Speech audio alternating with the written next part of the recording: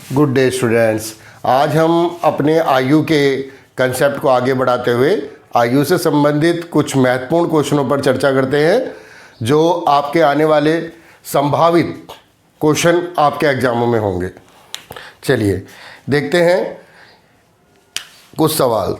3 लड़कों की औसत आयु 35 वर्ष है। कई बार हमने देखा है कि आयु में औसत के प्रयोग को देखा जाता है। जैसे 3 लड़कों की औसत आयु 35 है तथा उनकी आयु का अनुपात 3:5:7 है। सबसे छोटे लड़के की आयु क्या है? चलिए देखते हैं। हम लोग ये तो जानते ही हैं कि जो औसत होता है, औसत का मतलब होता है पदों का योग अपॉन कुल पद। ये हमारा औसत का फार्मूला होता है। अगर नहीं जानते हैं तो हम लोग इस बात को जान लें। अब यहाँ पर हमसे कहता है कि 3 लड़कों की औसत आयु 3:5:7 है। 3:5:7 है। ये एक अनुपातिक वैल्यू दे रखी है और आपसे जानना चाहता है कि सबसे छोटे लड़के की आयु क्या होगी। तो सबसे छोटे लड़का वही होगा जिसका अनुपात कम होगा। हमसे कहता है तीनों की औसत आयु जो है वो 35 वर्ष है। यानी कि अगर मैं तीनों के योग को जोड़कर इनकी संख्या से भाग कर दूं तो आपका मान आ जाएगा औसत। लेकिन अगर हम लोग योग निकालना चाहते हैं तो औसत की संख्या से गुणा कर सकते हैं। यानी कि 3, 5, 7 का योग जो होगा, 3, 5 और 7 का जो योग होगा वो इनके औसत की संख्या से गुणा होगी। और आपसे पूछा है सबसे छोटे लड़के की आयु। सबसे छोटे लड़के की आयु, जो मान पूछा होता है उसको अगर हम अनुपात में ऊपर रख देते हैं तो उसका मान निकल जाएगा। यानी कि छोटा पूछा है तो छोटे का मान कितना है जी? 3। चलिए कैलकुलेशन करके देखते हैं। अगर आप देख रहे हैं तो ये वैल्यू आ गई 3 और नीचे हो गया 7, 5, 12 और 3, 15। 3 गुणा 35 लिखा था हमने। 3 से 15 काट देते हैं, चलिए 5, और 5 से 35 काट देते हैं 7। और इस प्रकार हमारे पास 7 और 3 की गुणा होगी तो 7 या कितना हो गया जी? 21 वर्ष। तो इस प्रकार हमारे पास इसकी आयु का मान आ गया 21 साल। तो सबसे छोटे लड़के की आयु हो गई हमारी 21। ठीक है, चलिए अपने सवाल को और आगे बढ़ाते हैं।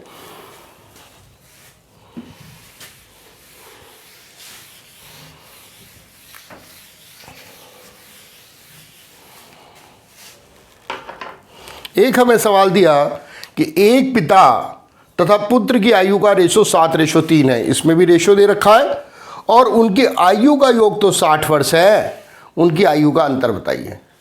चलिए करते हैं। हमें दे रखा है पिता और पुत्र की आयु का अनुपात। अनुपात दे रखा है 7:3। अगर मैं इसे योग के रूप में दे रखा है और मुझसे कह रहा है इनकी आयु का योग 60 वर्ष है। देखिए जो गिवन है, यानी योग दिया है तो योग का मान नीचे रखेंगे। गिवन है 7:3 और कितना गिवन है भाई? 7 और 3 का योग है 60।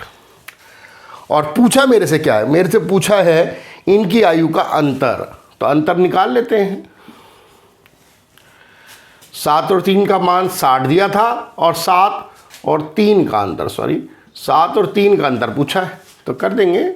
10 से 60 को काट देते हैं, कितनी बार कट जाएगा? 6, और ये आ जाएगा आपका 4। तो 4 और 6 कितने हो जाएंगे? 24। तो 4 और 6 का मान आ जाएगा आपका 24। चलिए कोई कंफ्यूजन? देखिए 7 और 3 का योग हमें दे रखा है और 7 और 3 का अंतर पूछ रहा है। जो पूछ रहा है उसे ऊपर रखेंगे।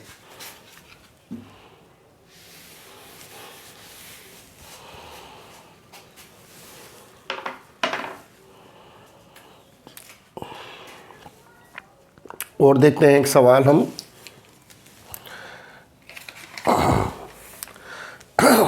हमसे कह रहा है 1 वर्ष पूर्व प्रमिला की आयु उसकी पुत्री स्वाति से 4 गुना थी।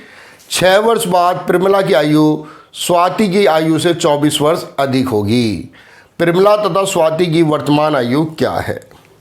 देखिए यहाँ पर सबसे बड़ी दिक्कत है कि प्रमिला और स्वाति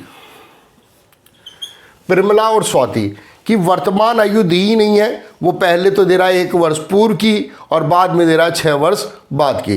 तो अगर मैं कहता हूं कि प्रमिला और स्वाति की आयु 1 वर्ष पूर्व प्रमिला स्वाति से 4 गुना थी, यानी प्रमिला अगर 4 गुना थी स्वाति से, तो प्रमिला अगर 4x थी तो ये 1x थी।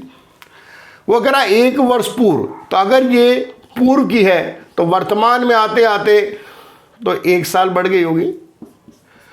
और वो कह रहा 6 वर्ष बाद, तो 6 वर्ष बाद तो फिर बढ़ गई होगी। देखिए हमेशा ध्यान रखो, कुछ बच्चे वर्तमान की आयु से मानकर सवाल करते हैं, उससे सवाल थोड़ा बड़ा महसूस होगा। अगर वो पूर्व कह रहा था, आप पूर्व की आयु मानिए, वर्तमान में आने के लिए प्लस हो जाएगा और भविष्य में जाने के लिए और प्लस हो जाएगा। तो पूर्व की आयु 4x, 1 वर्ष पहले की थी तो 1 जोड़ दिया, और 6 वर्ष बाद की थी तो 6। इनकी आयु का अंतर का मतलब है घटाना, जहां पर भी अंतर होगा घटाना है। तो 6 में से 6 घटा देंगे भाई, 1 में से 1 घटा देंगे, तो कितना आ जाएगा 3x। और कह रहा है इनकी आयु का अंतर है जी 24। निकाल सकते हैं हम लोग, कितनी वैल्यू आ गई 8। अब अगर हमसे प्रमिला की आयु पूछ रहा है तो हम निकाल सकते हैं ना प्रमिला की आयु। प्रमिला की आयु हो गई भाई 4 × 8, लेकिन कितने साल की, 1 साल पहले की। वो तो वर्तमान पूछ रहा है, तो 32 और 1 कितनी हो गई 33। और अगर स्वाति की पूछ रहा है तो 8, और वर्तमान के लिए 1 जोड़ देंगे, कितना हो गया 9। तो ये प्रमिला और स्वाति की आयु हो गई। अनुपात पूछ रहा है, अनुपात के लिए कुछ नहीं करना होता, भाग कर देते हैं। चलिए 3 से काट दिया 11, 3। तो अगर प्रमिला और स्वाति की आयु का अनुपात पूछ रहा है तो अनुपात हो गया 11:3। ठीक है, चलिए आगे चलेंगे।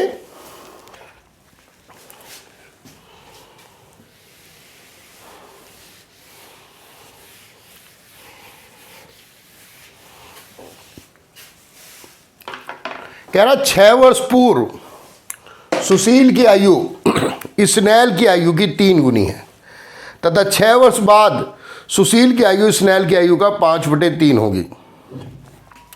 अगर आपको मेरी पिछली क्लास याद है तो ये सवाल उस क्लास के हिसाब से बहुत आसानी से हो सकता है।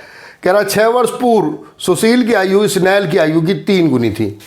ठीक है, अगर मैं कह रहा हूँ ये सुशील है और ये स्नेल है, सुशील 3 गुना है 6 वर्ष पहले, तो 6 वर्ष का अंतर आ गया भाई, ये पहले था, ये यहाँ पर वर्तमान आ गया। और वो कह रहा 6 वर्ष बाद होगी सुशील की आयु स्नेल का 5/3। आपको कोई कंफ्यूजन नहीं होना चाहिए, जो बड़ा है वो बड़ा ही रहेगा। अगर सुशील बड़ा है तो सुशील बड़ा ही होगा, छोटा नहीं हो सकता, यानी 5 ऊपर ही आएगा। अगर अंतर देखें तो इनका अंतर सेम है, इधर अंतर 2 है और इधर अंतर भी 2 है, तो 2 का अंतर कुछ नहीं रहता। अब अगर हम लोग देखें तो ये जो डिफरेंसेस है दोनों जगह सेम होगा। कितना है जी 2, और इस 2 के लिए कारण है हमारे 12 साल। जो भी पूछ रहा है वो निकाल सकते हैं। हमसे पूछा गया है स्नेल की वर्तमान आयु, तो स्नेल तो नीचे वाला है भाई, तो स्नेल की आयु होगी 6, लेकिन ये तो 6 साल पहले की है, हमसे वर्तमान पूछा है, ये वाला 6 इसमें प्लस हो जाएगा, यानी 6 और 6 कितने हो गए 12 साल। ठीक है, ये जो निकलता है मान, ये आपका जो दिया है गिवन है, पूर्व का था ये, और इसे जोड़ने पर क्या आ गया वर्तमान। ठीक है, चलिए आगे चलेंगे। छोटा है जितना वह प्रशांत से बड़ा है। यदि अनिल तथा जय प्रशांत की आयु का योग 48 वर्ष है तो जयेश की आयु बताइए। तो आपको क्या करना है, अगर सवाल में इस प्रकार का सवाल दे रखा है कि जयेश अनिल से उतना ही छोटा है जितना वह प्रशांत से बड़ा है, यानी उतना ही छोटा है उतना ही बड़ा है, इस सवाल में कुछ नहीं करना पड़ता। जो आदमी छोटा और बड़ा है उसकी आयु का मान निकालने के लिए दोनों की आयु के योग को 2 से भाग कर दीजिए। यहाँ पे आपको योग गिवन है तो कुछ नहीं करना है भैया, आंसर आ जाएगा। बहुत महत्वपूर्ण सवाल है, कई बार एग्जामों में पूछा गया। चलिए और 1-2 सवाल को देखते हैं।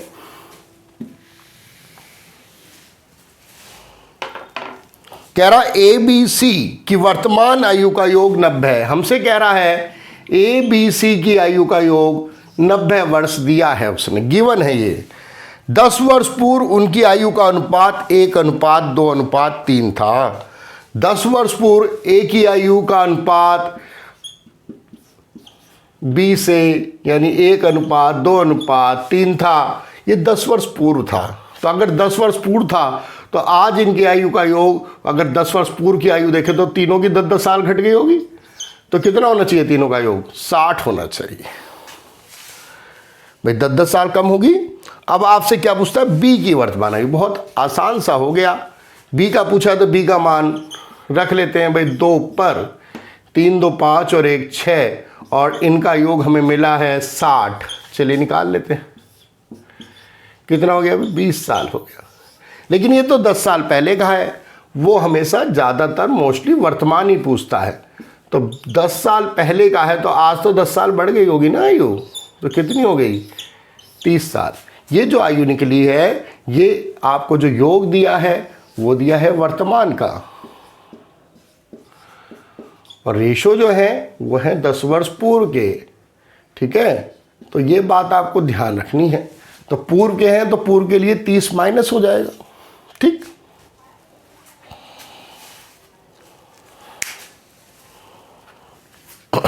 चलिए एक लास्ट सवाल और करते हैं। कमला का विवाह 6 वर्ष पूर्व हुआ। उनकी वर्तमान आयु उनके विवाह के समय की आयु का 5/4 है। कमला के पुत्र की आयु उसकी आयु का 10वां भाग है। यदि पुत्र की वर्तमान आयु क्या? चलिए सवाल करते हैं। कमला का विवाह 6 वर्ष पहले हुआ, तो आज अगर कमला के साल की है तो विवाह के समय तो 6 साल छोटी होगी भाई, 6 वर्ष पहले। और हमसे इनका रेशो दे रहा है, रेशो है 5:4। तो अब 5:4 है तो नेचुरल है बड़े के आगे बड़ा और छोटे के आगे छोटा भाई, 6 साल पहले छोटी होगी। चलिए क्रॉस मल्टीप्लाई अगर हम लोग करते हैं तो यहाँ पे 4k 5k -30 हो जाएगा। और अगर कमला की आयु निकालनी है तो 5k में से 4k गया, कमला और माइनस के 30, कमला कितने साल की हो गई? 30 साल की हो गई। आपसे कह रहा है इसका बेटा जो है, जो इसका बेटा है कमला का, वो इसकी आयु का 10वां भाग है। तो 10वां भाग यानी बेटा कितना हो गया? कमला का बेटा, कमला का पुत्र हो गया जी 3 साल का। कितने साल का हो गया? 3 साल का। तो ये हमारा आंसर आ गया। कमला की जो आज आयु होगी 6 साल पहले, वो 6 साल आयु छोटी होगी। ठीक है, और उसका रेशो दे रखा है। देखिए आसानी से कंसेप्ट को समझते हुए, सवाल को समझते हुए कि वो क्या कह रहा है हम लोग करेंगे तो सवाल होंगे।